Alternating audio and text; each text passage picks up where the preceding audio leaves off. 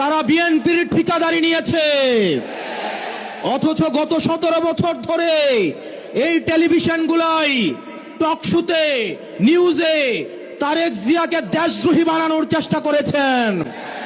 BNP আজকে তাদের কুলে উঠে বসেছে। বিএনপি বিশ্বাস করেন কিছুদিনের মধ্যেই এই মিডিয়াগুলো আপনাদের পেটে এবং পিঠে ছুরি মারার জন্য রেডি হয়ে গিয়েছে।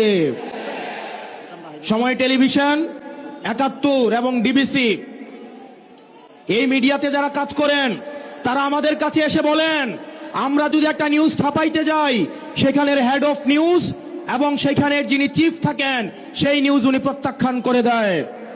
সাংবাদিকরা এসে আমাদেরকে দুঃখ দুর্দশার কথা বলে। আমরা দেখলাম 71-এর মালিক গত 17 বছর ধরে গুপ্ত এবং শিবির জামাতের পরিচয়ে জামাত শিবিরের নেতা কর্মীদের হত্যা করার বৈধতা উৎপাদন করেছে। অত্যন্ত পরিতাপের বিষয়, 71 টিভির মালিক এখন তারেক জিয়ার অন্তরঙ্গ বন্ধুতে পরিণত হয়েছে। এগুলো খুব দুঃখজনক ঘটনা।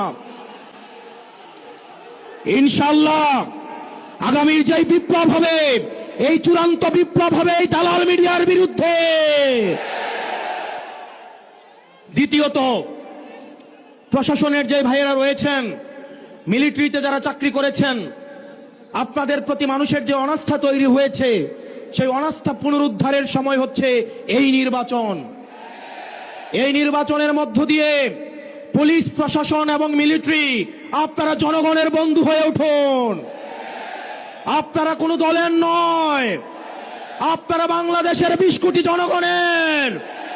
আমরা আপনাদের কথা দিচ্ছি, আপনারা বিএনপি হওয়ার দরকার নাই, আপনারা জামাত হওয়ার দরকার নাই, গুলশানে লাইন দেওয়ার দরকার নাই, ধানমন্ডিতে যাওয়ার দরকার নাই, মগবাজারে যাওয়ার দরকার নাই।